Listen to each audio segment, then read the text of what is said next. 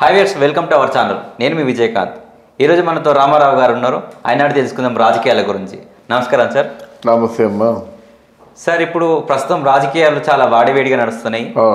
So ఇందులో వివేక హత్య కేసులో సిబిఐ ఎలాంటిది చర్యలు తీసుకోలేదని ఇప్పటికి కనిపిస్తున్నది. యూట్యూబ్లో కానీ జనరల్గా మనం పేపర్లో కానీ చూసుకుంటే, సో ఆయన అరెస్ట్ చేస్తారంటారా చేయరంటారా? ఇక్కడ అందరికీ అన్నీ తెలుసు. రహస్యాలు ఒక జగన్మోహన్ రెడ్డి అండ్ పార్టీకి జరిగేది తెలుసు. ఇక్కడ సిబిఐ అండ్ సిబిఐ వాళ్ళకి జరిగింది తెలుసు. తెలిసిన తర్వాత మనం ఏం మాట్లాడుకుంటాము? మొన్న సాయంత్రం అంటే భాస్కర్ రెడ్డిని అరెస్ట్ చేసినటువంటి రెండో రోజున అరెస్ట్ అయిపోతుందని చెప్పారు. అలాగే మన అవినాష్ రెడ్డి వాళ్ళ దగ్గర నిజం ఒప్పుకున్నాడు అని చెప్పాడు. తర్వాత ఏమో అవినాష్ రెడ్డి మాట్లాడుతూ కళ్ళమ్మట నీళ్లు పెట్టుకున్నాడు అని చెప్పారు. తర్వాత అవినాష్ రెడ్డి అరెస్టు ఇవ్వాలి అని చెప్పాడు. ఇప్పుడు ఒక వారం ముందు. మరి మధ్యలో ఎందుకు మారింది? మధ్యలో అంటే జగన్మోహన్ రెడ్డి ఢిల్లీ ఎందుకు వెళ్ళాడు? ఢిల్లీ వెళ్ళి ఏం చేస్తున్నట్టు? అంటే అంతకుముందు జగన్మోహన్ రెడ్డి ఏవైతే మాట్లాడినాడో ఆ మాటలు నిరూపణ అయిపోయాయి కదా. అవును. అప్పుడు ఏమన్నాడు జగన్మోహన్ రెడ్డి? ఏమిటంటే నాకు 13 కేసులు ఉన్నాయి, 14వ కేసు అవుతుందని చెప్పాడు. ఒకటి. రెండవది ఏంటంటే ఏమిటి అంతకీ పెద్ద ఏదైనా ప్రాబ్లం వచ్చినట్టయితే అవినాష్ రెడ్డి కాస్త బీజేపీలో జాయిన్ అయిపోతాడు అని చెప్పాడు. మనకి అదే కదా కనిపిస్తుంది. అంటే ఆయన అరెస్ట్ చేసే కోణాలు కనిపించట్లేదు ఇంకా. అంటే దీంట్లో వైఎస్ జగన్ గారిది ఏమైనా హస్తం ఉందంటారా? అలా కదండి. ఇప్పుడు విషయం ఏంటంటే ఆయన హస్తం లేకపోతే ఆయన ఎందుకు ప్రాకులాడతాడు? ఇప్పుడు ఆయనకి ఈ హత్యతో అంటే ఆ చిన్న బాబాయ్ హత్యతో ఏ సంబంధం లేదనుకోండి, తాడేపల్లి ప్యాలెస్ దాటవలసిన అవసరం ఏమొచ్చింది? అవినాష్ రెడ్డి ఇన్ని దఫాల ఇన్స్టాల్మెంట్ బేసిస్లో మన వెళ్ళడం, విచారించడం, విషయాలు చెప్పడం, వచ్చేయడం, వెళ్ళడం, వాళ్ళు ఇంట్రాగేట్ చేయడం, వచ్చేయడం, వెళ్ళడం, రికార్డెడ్గా అవి చెప్పిన మాటలు రాసుకోవడం, వాళ్ళు రాసుకోవడం, వచ్చేయడం. ఎంత డ్రామాలు. కాకపోతే ఏమిటండి, జనాలకి తెలీదు. అవినాష్ రెడ్డిని అరెస్ట్ చేయాలంటే ఎప్పుడూ చేసేవాళ్ళు, కానీ అవినాష్ రెడ్డిని అరెస్ట్ చేయకంటే ఉండేటువంటి ప్రయత్నం చేస్తారు. కానీ మరీ అవినాష్ రెడ్డి వేసినటువంటి అభాండాన్ని మాత్రం వేయరు. అవినాష్ రెడ్డి ఎటువంటి అభాండాన్ని వేశాడు? స్వయాన సునీత మొగుడే కేవలం ఆస్తుల కోసం చంపేశాడని అభాండం వేశారు. ఎవరైనా నమ్ముతారండి దాన్ని? అయితే సిబిఐని గవర్నమెంట్ కొనేసిందని అనుకోవచ్చా ఈ కోణంలో చూస్తే? గవర్నమెంట్ కొనడం కాదు. అక్కడ హోమ్ అన్నది ఎంతగా అమ్ముడుపోకూడదండి. ఇది హోమ్ కింద వస్తుంది కదా. కేంద్ర ప్రభుత్వంలో హోమ్ డిపార్ట్మెంట్ ఏవైనా ఇట్లాంటి హత్య ఉదంతాలు జరిగినప్పుడు హోము నిజాలు నిగ్గు తేల్చి వాళ్ళని మొహమాటం లేకుండా శిక్షించాలి. లేకపోతే ఇప్పుడు ఇన్ని రోజులు సాగినట్టయితే మరి మొన్న జయలలిత మర్డర్ ఏదో రోగం అనుకుందాం, మరి వెంటనే శశికళని ఎందుకు అరెస్ట్ చేశారండి? చేయాలి కదా. మరి ఆ రోజుల్లో ఆ చిదంబరం కొడుకుని ఒక కాంగ్రెస్ పార్టీలో ఉన్నందుకు పాపానికి మీరు బీజేపీ రాగానే అండమాన్ జైలుకి ఎందుకు పంపించారండి? అంటే బీజేపీ వాళ్ళు తలుచుకుంటే ఎవరినైనా ఏమైనా చేస్తారా? లేకపోతే చూడనట్టు వదిలేస్తారా? మీ పార్టీ ఉనికికి ఎంత ప్రమాదం మీరు ఆలోచించుకుంటున్నారా?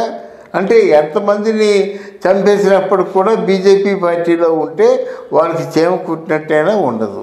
అంటే బీజేపీ పార్టీ వైఎస్ఆర్సీపీ పార్టీకి సపోర్ట్ చేస్తుందంటారా? డెఫినెట్గా సపోర్ట్ కొమ్ము కాస్తుందండి. కొమ్ము కాస్తుంది. మాత్రం అవకాశం ఉన్నా అవినాష్ రెడ్డి శిక్ష లేకుండా బయటపడతాడు. తర్వాత అంటే సునీత ముగ్గురిమే పెట్టరు. కానీ ఆయన ఎలా చనిపోయారంటే ఇంకేదో వేరే కారణం, ఎవరికో సెక్సువల్గా వివేకానంద రెడ్డి తాలూకు ఎవరికో ఇల్లీగల్ కాంటాక్ట్ వల్ల వాళ్ళ అబ్బాయిలో ఇంకెవరో చచ్చిపోయిన వాళ్ళే. ఎందుకంటే మళ్ళీ సాక్ష్యం చెప్పారు కదా. ఈ కేసులో ఉన్న వాళ్ళు 3 4 చంపేశారు కదా, వాళ్ళ మూలంగా జరిగిందని చెప్పేసి కేసు క్లోజ్ ఫినిష్ చేస్తారు.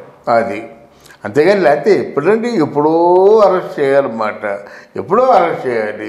వాళ్ళు మాట్లాడుతున్న మాటలు చాలా దారుణంగా ఉన్నాయి. నా కూతురు కొడుకు అరెస్ట్ చేశారని చంపేశారని చెప్తున్నారు. ఎవడు ఊరుకుంటాడు? ప్రజలు అంత అన్నం తింటున్నారు కానీ అశుద్ధం తింటున్నాం లేదు కదా, వాళ్ళు ఊరుకుంటే తిరుగుబాటు చేస్తారు. అంటే రాజ్యాంగంలో మనం అనుకున్నట్టు సమన్వయ పాలన అనేది ఓన్లీ రాజకీయాలకు ఒక విధంగా ప్రజలకు ఒక విధంగా నడుస్తుంది అంటారా? లేదండి, రాజ్యాంగంలో ఏదైనా సరే శిక్షలు అనేవి తప్పు చేసిన వాళ్ళకి కంపల్సరీ పడాలి కదా. ఆ చట్టం వాళ్ళ చేతుల్లో ఉందండి, వాళ్ళు ఏం చేయాలనుకుంటే చేస్తున్నారు. అంతేగాని న్యాయబద్ధంగా ఏ పని చేయటం లేదు. అందుకే న్యాయ వ్యవస్థ ఎప్పుడైతే కొంచెం పట్టు సడలించిందో ఇలాంటి నేరాల సంఖ్య పెరుగుతుంది. అంటే రాజకీయ నాయకులు ఎన్ని చేసినా కానీ ప్రజలు అలాగ చూస్తూ ఊరుకుంటారు కదా. ఏదో ఒకరోజు వీళ్ళు తిరగబడితే అంటే వాళ్ళ పరిస్థితి ఎలా ఉంటుంది అంటారు? అప్పుడు కూడా వీళ్ళకి ఇదే న్యాయం వర్తిస్తుంది అంటారా?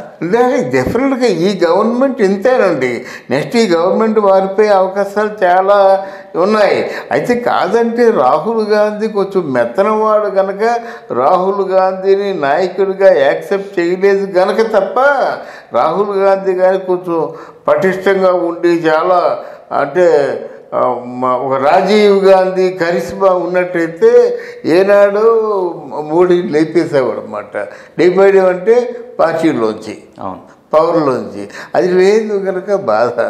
ఏమో వస్తాడు ఒక మంచి, ఎప్పటికైనా ఒక మంచి నాయకుడు వస్తాడు. ఇలాగే ఉండిపోతారా? ఇప్పుడు జగన్మోహన్ రెడ్డి కానీ ఇంకెవరైనా ఇందిరాగాంధీ కంటే పెద్ద లీడర్స్ కాదు కదా, జవహర్లాల్ నెహ్రూ కంటే పెద్ద లీడర్స్ కాదు కదా, అవ్వలేరు కూడా.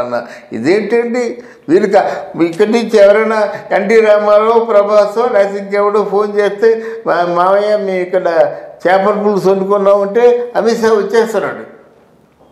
అంతకుముందు హోమ్ మినిస్టర్ అంటే ఏమిటి చూడడం, అమ్మో హోమ్ మినిస్టర్ గారు కేంద్రానికి అని ఎక్కడో ఆకాశంలో ఉండేవాడు అన్నమాట వాళ్ళ స్థాయి. ఇప్పుడు మామూలుగా ఫోన్ చేసి ఇప్పుడిప్పుడే పెసరట్లు వేస్తున్నాం, అమిత్ షా గారు వచ్చేయండి అంటే వచ్చేస్తున్నారు. ఎక్కడ ఉన్నాడో ఎన్టీ రామారావు ఎదుర్కొంటూ వెళ్ళి ఆ పెసరట్లు తినేసి మళ్ళీ ఫ్లైట్లో వెళ్ళిపోతున్నారు. అది హోమ్ మినిస్టర్ చేసే పని. అంటే ఇప్పుడు రాజకీయాలు అనేవి మతపరంగా రౌడీ పరంగానే జరుగుతున్నాయి రాజకీయాలు అన్నీ.